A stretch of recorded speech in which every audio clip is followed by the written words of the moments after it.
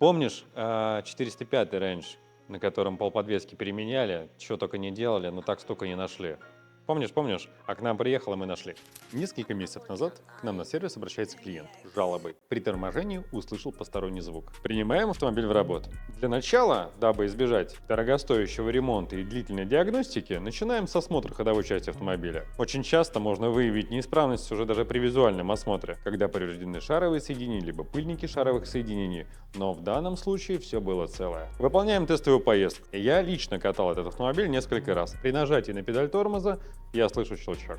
Как вы сказали бы, колодки. Нет, это не колодки. Неисправность проявляется даже при попытке остановить автомобиль и замедлить его стояночным тормозом, как экстренный вариант. Привлекаем всех механиков. Пытаемся проявить неисправность. После чего прошу сесть механика за руль, сам сажусь на пассажирское кресло и, о чудо, я слышу этот щелчок более отчетливо впереди справа. Открывая бардачок, секретка.